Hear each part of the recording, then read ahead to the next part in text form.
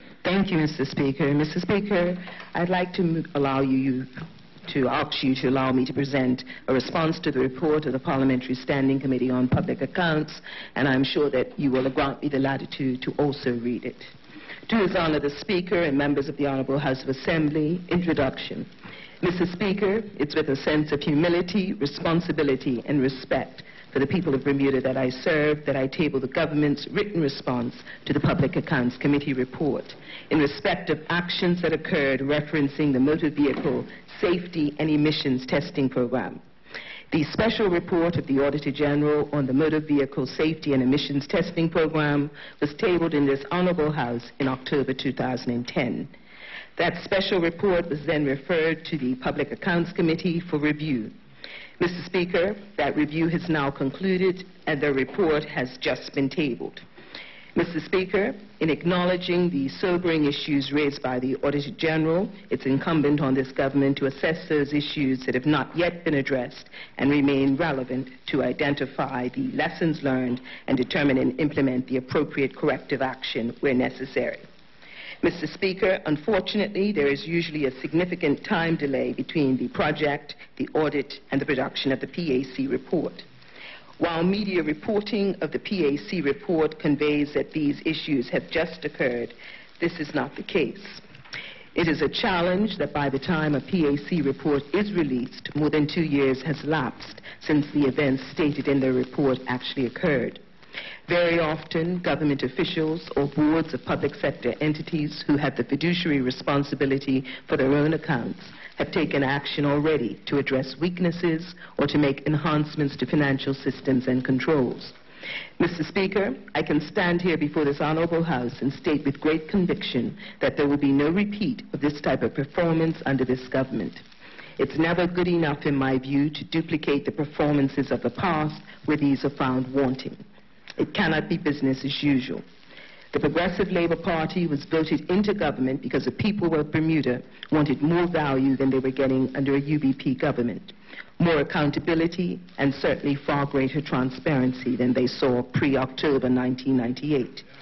Mr. and Mrs. Bermuda, you will not see this type of performance duplicated on the new hospital project or any other capital project undertaken by this PLP government going forward.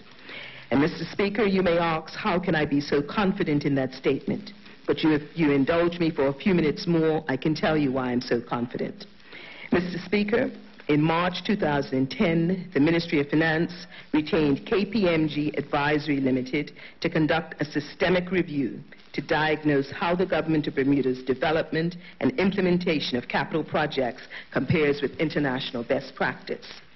In addition to government's financial instructions and the more rigorous procurement manuals used by the Ministry of Public Works, we determined that there was a need to further enhance the system of controls in order to ensure we were aligned with international best practice standards with regard to the assessment, procurement, management, and implementation of capital projects. Mr. Speaker, our independent agent, KPMG, made a number of recommendations, including that the Ministry of Finance developed an oversight authority to help manage capital projects and ensure compliance with government policies and procedures, that we differentiate and define the controls, reporting, and approval requirements that should be applied to small, medium, and large projects, that we develop a thorough business case prior to tendering for large projects, that we ensure that adequate trained resources are available for project management, that we consider using a central coordinating committee for large projects to help ensure efficient coordination of permits and approvals among ministries and departments, that we harmonize existing policies and procedures and ensure that they are relevant and consistent, that we develop additional controls during the procurement process to help ensure transparency, that we provide additional training regarding policies and procedures for user departments. Mr. Speaker, I'm pleased to report that we have adopted all of these recommendations and have either implemented them fully or have aggressively begun the implementation process. Mr. Speaker, honorable members are aware that I reported significant progress in my ministerial statements on the Office of Project Management and Procurement and measures to enhance good governance on the 1st and 8th of July, respectively. and the government has implemented the recommendations in the following manner.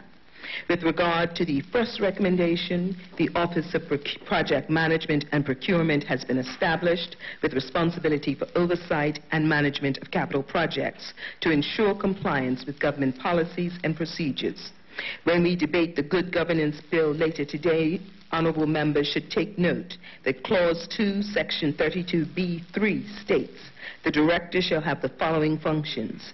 A, oversight of all government procurement, including contracts and all pre-contract negotiations, such as requests for proposal, invitations to tender, and the obtaining of quotations and estimates. And B, oversight of all capital projects for government. I'm sure that honorable members will also agree that Section 32B1 of the Good Governance Bill satisfies the remaining KPMG recommendations as follows, and I quote, the Office of Project Management and Procurement is established within the Ministry of Finance for the following principal purposes. A, to provide professional, qualified procurement expertise and advice to government. B, to ensure that there is no bias in the awarding of government contracts. C, to identify and apply performance measures to ensure that government obtains value for money. D, to ensure that best practices are adhered to in the oversight of capital projects. E, to advise on, guide, and support the development of and adherence to procurement regulations, policy, and best practice. Honorable members will be reminded of my statement that the interim director was well on her way to ensuring that all of these functions would be fully implemented by the end of this calendar year.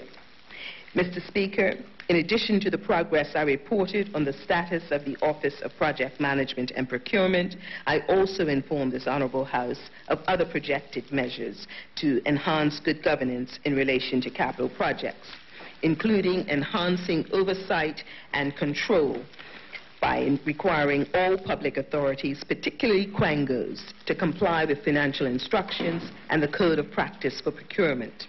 2, ensuring best practice and transparency by A, introducing regulations defining financial instructions and a code of practice for procurement, and B, providing for an annual report on procurement to be laid before the legislature. 3, demonstrating zero tolerance for non-compliance by creating offenses for A, non-compliance with any part of the Public Treasury Administration and Payments Act and its associated regulations, B, a public officer involved in the awarding of contracts who does not disclose a conflict of interest, whether legal, fiduciary, beneficial, family, or otherwise. And 4, protecting those who expose wrongdoing by introducing a whistleblower clause to the Employment Act to provide a new grant of unfair dismissal if a person is dismissed for making a protected disclosure to the Bermuda Police Service or other relevant agencies that are responsible for investigations. Mr. Speaker, I also informed honorable members of my intention to appoint an independent team which could include a forensic specialist where circumstances warranted, even if it is in the absence of suspicion of criminality. Mr. Speaker, I fully intend to exercise this option, and as a result of the issues raised in this report, I'll be meeting with the Auditor General and the Director of Internal Audit to discuss whether circumstances in this case warrant the appointment of such a team. Mr. Speaker, I trust that the above information has illustrated that as government, we have expended considerable effort to address any deficiencies contained in the recent PAC report, and that we are committed to effecting systemic improvements to government's accounting and financial control systems and overall governance. Mr. Speaker, the Ministry of Transport and other government officials have reviewed the report of the Public Accounts Committee on the special report of the Auditor General on the Motor Vehicle Safety and Emissions Testing Program and have submitted their replies to the Ministry of Finance. The Ministry of Finance is pleased to include them in this formal response along with other relevant responses. For ease of reference, the remarks follow the sequence of items in the committee's report in this matter. Vendor selection.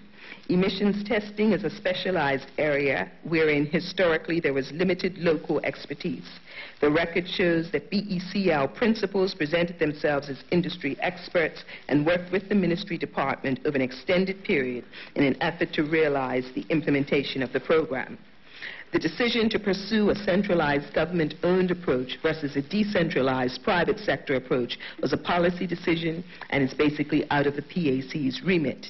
It is generally not in the PAC's remit to investigate policy, but rather administration, including administrative policies of the government. Project definition. It's factually inaccurate to cast the changes over time in the negative light contained in the report. Quite simply, there was a change in scope with the project and unforeseen challenges with the project. The committee and the Auditor General were advised that over time, the following items, amongst others, were not accounted for in the original $5.3 million total authorized funding. And I note, these additions were the inclusion of the ministry HQ at the site, changes to the design to account for environmental issues with the adjacent canal, and specialist care with the foundations required because of the proximity to the marsh. Mr. Speaker, just for your information, these challenges are far from new for Bermuda. Both the report in 1988 and Westgate later had interesting challenges. The airport's original budget of $9 million quickly mushroomed to $26.5 million due to changes in design and unforeseen challenges with the project. Mr. Speaker, the emissions control capital project consists of the North Street building, the Rockaway satellite facility, and the Southside satellite facility. The cost of the project also includes equipment required for emissions testing and other furniture and fixtures. The total cost of the project was approximately $15.2 million, and this asset is carried on the government's books. The main question which should be asked is if the government received value for money for this project. To this end, the government is very supportive of conducting an independent valuation of this project to verify its value. Oversight of construction. Mr. Speaker, the delegation of authority for the accounting responsibility for capital development projects related to transport was by way of the amended note to the capital estimates in the approved estimates of revenue and expenditure for 2002-03. The Minister of Finance is responsible for the presentation of the estimates of revenue and expenditure to the House of Assembly and directs the specification of any notes attached thereto. The approval of the estimates by the House of Assembly in the form of the Appropriation Act stands as the authority for the management and control of the approved budget. And for the avoidance of doubt, the exact wording in the approved estimates of revenue and expenditure for 2002-03 are as follows. With respect to the capital development estimates, the accounting responsibilities for all such expenditure shall rest with the Permanent Secretary of Works and Engineering. The Permanent Secretary would be the accounting officer for all projects falling within the ambit of the capital development estimates, with the exception of minor works, where the accounting responsibility will remain with the head of department concerned, and the projects shown under Bermuda College, which are the responsibilities of the Board of Governors of the Bermuda College, who in turn are responsible to the Minister of Education. Similarly, capital development estimates in respect of St. Brendan's Hospital and Ministry of Transport are also outside the scope of responsibility of the Permanent Secretary of Works and Engineering. Likewise, for those capital projects which the Minister of Finance delegates the accounting responsibilities for such expenditure to a ministry other than Works and Engineering, the applicable Permanent Secretary or Head of Department shall be regarded as the accounting officer for such projects. Contrary to the view of the PAC concerning the validity and strength of the notes to the capital estimates, including in the estimates of revenue and expenditure, in the Ministry of Finance's view, the notes carry the same standing as notes to financial statements. Mr. Speaker, the government also refutes the PAC's argument with respect to the potential conflicts of interest that might arise from an operating government department also having supervisory authority over its own capital projects. The logic of this text makes no sense. It argues that if any department manages its own capital projects, then it's open to conflict. Mr. Speaker, that would mean that Works and Engineering could not manage its own projects. The government view is that the issue is twofold. 1, having the requisite skills and capacity to manage projects, and 2, abiding by the rules that exist to mitigate and or eliminate potential conflict. Further, the Ministry of Transport disagrees that due diligence was not carried out with respect to change orders, but contends that all of the change orders were valid and required, as these changes were the result of ongoing consultation with technical officers at TCD and other stakeholders that TCD invited to provide input. All change orders were documented, reviewed, and justified. Most importantly, they were certified by the certifying engineer.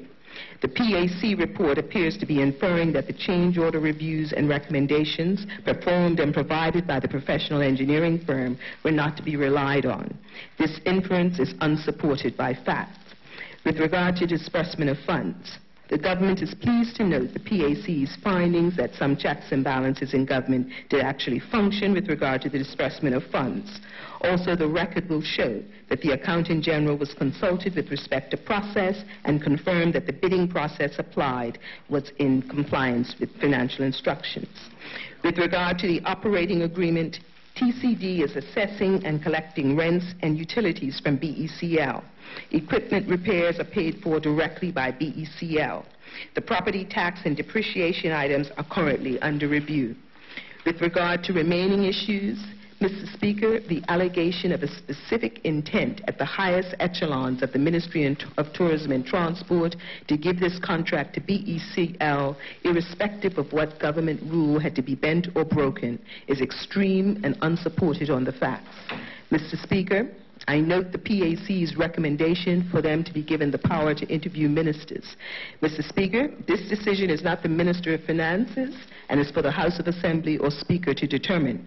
However, government considers that the relationships between ministers, permanent secretaries, and heads of department are clearly defined in the conditions of employment and code of conduct. All ministers and civil servants are familiar with this established protocol, and it's basically adhered to. Also, financial instructions makes it abundantly clear who the accounting officers are for each department or ministry. Financial instructions emphasize the responsibilities of accounting officers who must ensure that the financial systems with which they are responsible for are operating in accordance with appropriate internal controls, and this responsibility cannot be delegated. Mr. Speaker, I'm grateful for this opportunity to respond to the PAC report on the special report of the Auditor General on the Motor Vehicle Safety and Emissions Testing Program. And this government appreciates that this process is an important component of the financial reporting accountability cycle within government and will fulfill its duty to ensure that government's financial reporting and oversight and control functions are raised to optimal levels. And the government is prepared to explore with the Auditor General and the PAC those recommendations that, in its view, will usefully enhance the framework while at the same time respecting the legitimate authority of the government and its legitimate policy objectives. Thank you.